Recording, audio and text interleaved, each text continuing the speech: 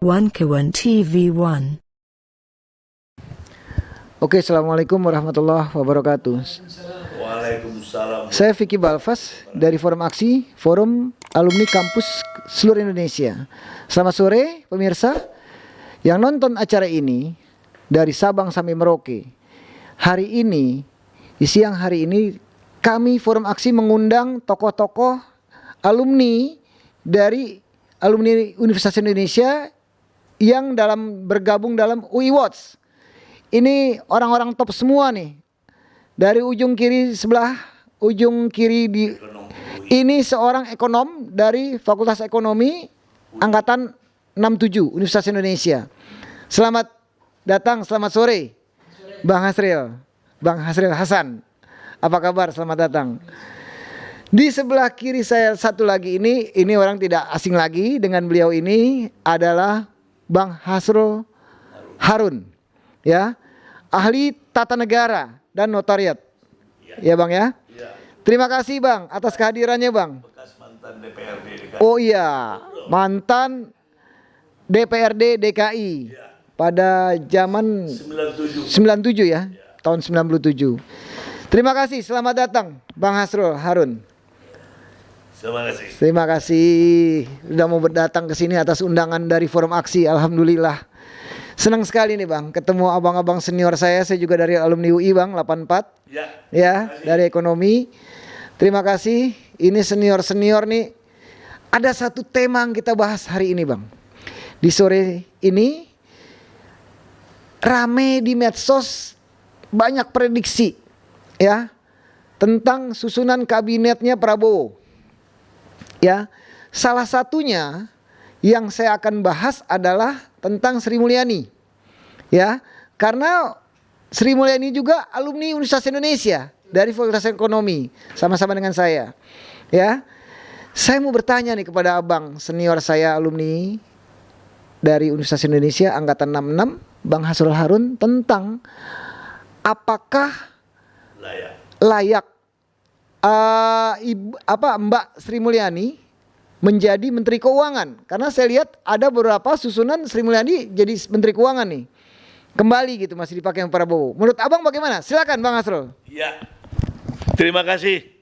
Saya lah pengamat Sri Mulyani dari zaman SBY sama Joko Widodo. Track record Sri Mulyani ini saya pantau dan saya dengar, saya lihat.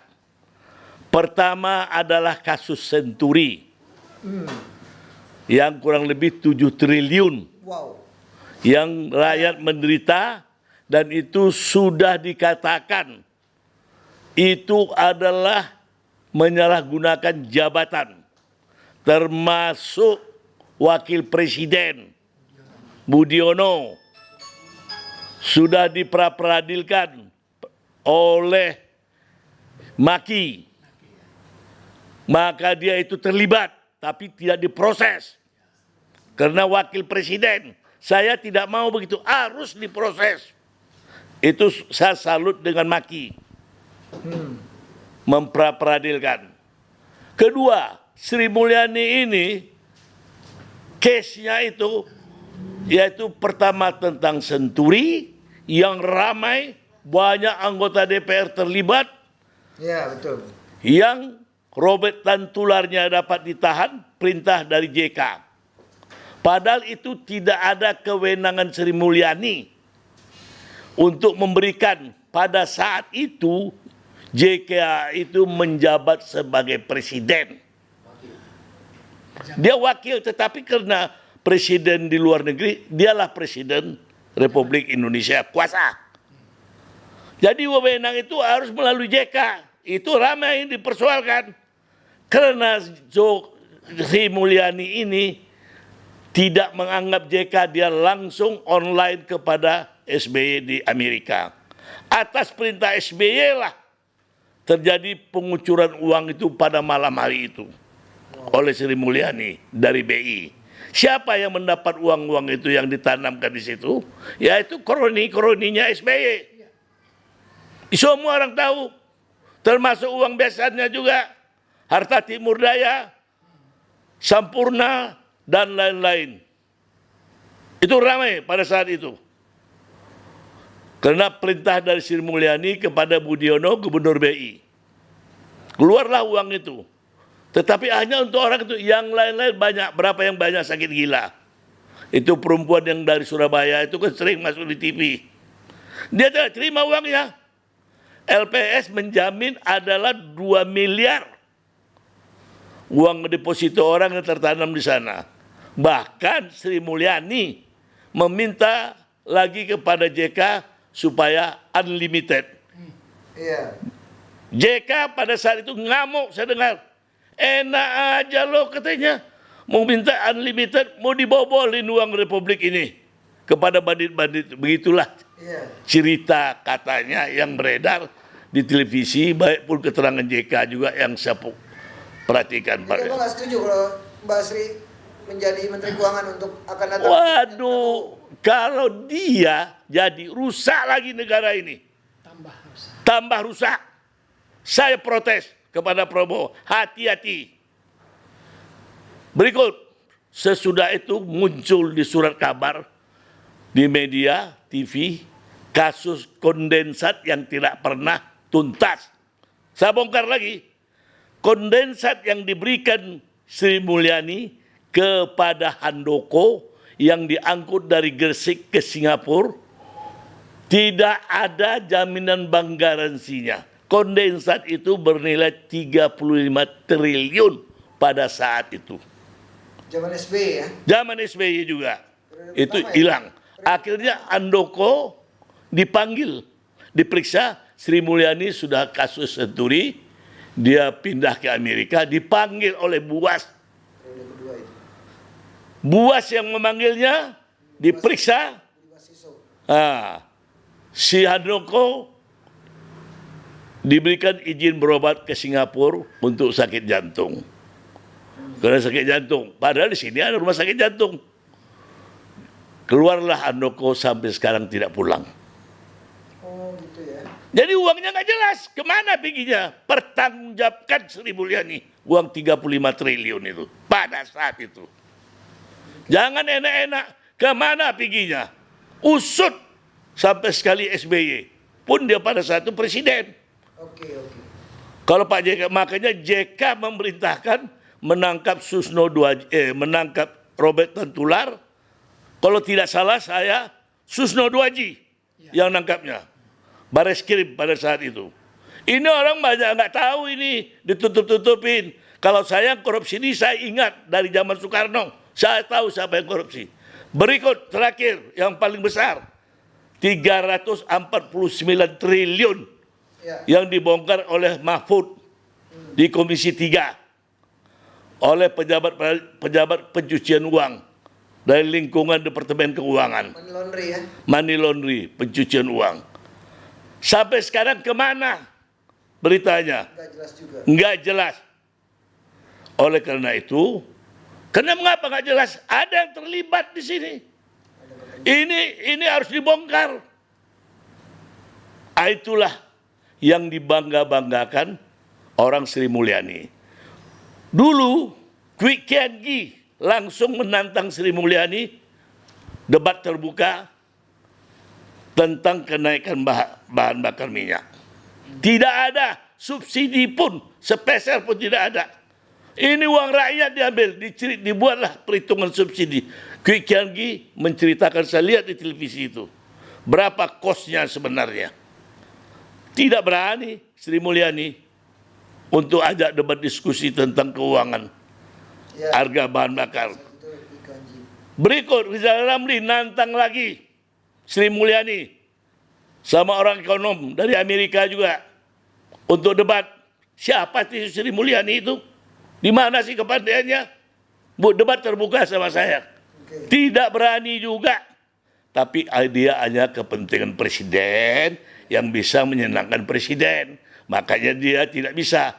Kalau Prabowo mengangkat Sri Mulyani ini, berarti Prabowo akan meniru perilaku presiden terdahulu.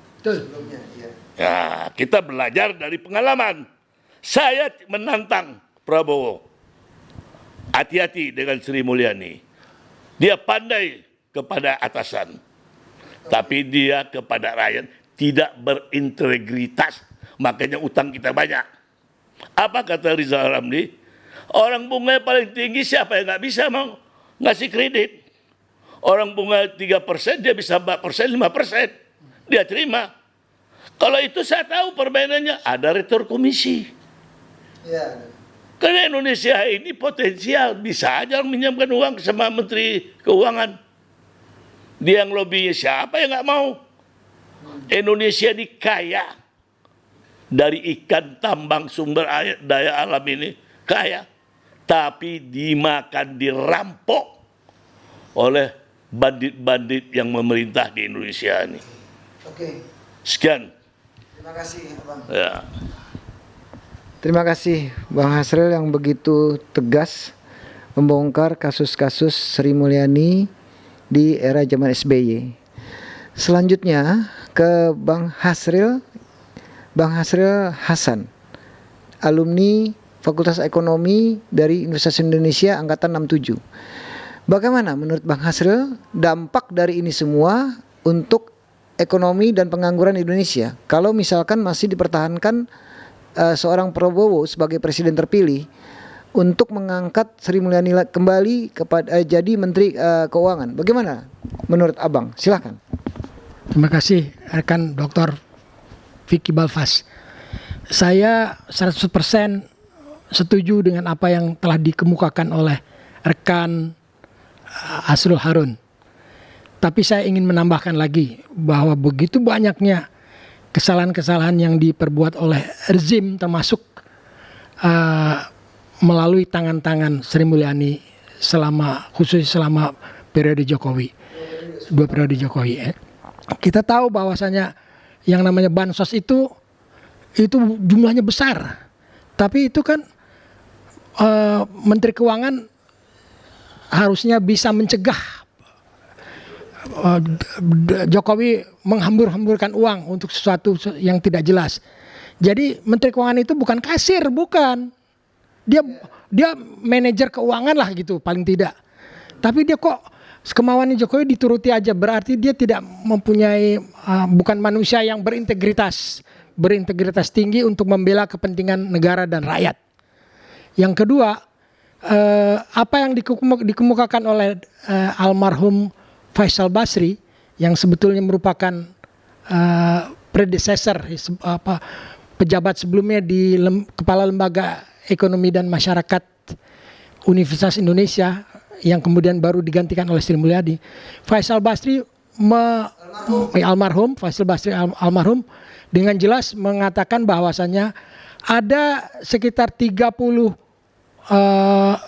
juta ton nikel yang lucu kalau secara perbandingan, kok negara Cina mengaku mengimpor tapi Indonesia nggak ada. Lah ini duitnya kemana? Lah kalau duitnya kemana? Logikanya sederhana aja. Mengapa Sri Mulyani tidak mengejar itu? Kan itu sebetulnya duitnya besar, bisa ratusan triliun itu, 30 juta ton nikel. Iya kan? Nah, ngelihatnya keanehan-keanehan banyak yang dilakukan oleh Sri Mulyani. Saya ingin menawarkan kalau bisa Menteri Keuangan yang lebih jago dari Sri Mulyani, yaitu gurunya Profesor Dr. Iwan Jaya Aziz yang sekarang menjadi guru besar di Cornell University dan Universitas Indonesia. Mudah-mudahan bisa diterima usulan ini. Terima kasih. Assalamualaikum warahmatullahi wabarakatuh. Oke, terima kasih Bang Hasril. Tanggapannya begitu serius, dampaknya. Ya, 1 menit untuk Bang Hasrul Harun, abang kita. Tanggapan abang sekalian closing statement. Dilanjut Bang, silakan. Terima kasih. Apa yang telah dikemukakan oleh rekan saya dari Fakultas Ekonomi yang dia sarankan di Indonesia, di Jakarta ini banyak lebih pintar daripada Sri Mulyani itu. Cuman digadang-gadang aja. Pintar tapi kalau nggak punya rasa kebangsaan, berbangsa, bernegara, tidak ada. Zero saya anggap. Walaupun pintar. Yang diutamakan orang yang mementingkan kepentingan bangsa dan negara. Sehingga rakyat bisa sejahtera. Saya sarankan, saya minta kepada Prabowo, jangan dilantik dia, diterima lagi. Tapi kalau Prabowo melantik dia, sama perilaku ya seperti Presiden SBY dan Jokowi. Saya curiga ke situ. Banyak yang lebih pintar kepada dia. Atau ada kepentingan bersama, Bang? Bisa juga kepentingan bersama. Jadi negara ini tidak aman. Bagaimana ini mau jadi Indonesia emas? Itulah saya sarankan. Banyak, bukan Sri Mulyani. Banyak tokoh-tokoh, termasuk disebut Bapak tadi, Dr. Iwan Jaya Aziz. Iwan Jaya Adis yang menjadi guru besar di Cornell University. di Cornell University di Amerika. Dari UI juga. Banyak. Di UI juga banyak. Bukan Sri Mulyani aja. Banyak. Saya aja jijik melihatnya, sungguh. Terima kasih. Oke, terima kasih. Terima kasih untuk abang kita ini memang terlalu keras. Kita kenal beliau ini angkatan 66 pemirsa. Dulu zaman kami KAPI, beliau adalah salah satu dari presidium di kami. Waktu Saya di KAPI. di KAPI ya, presidium KAPI dulu. Oke, terima kasih Bang Hasrul Harun dan Bang Hasril Hasan atas kedatangan undangan dari kami Forum Aksi Forum Alumni Kampus Seluruh Indonesia. Terima kasih Bang Hasrul. Terima kasih. Aduh, terima kasih Bang Hasrul. Terima kasih. Assalamualaikum warahmatullahi wabarakatuh.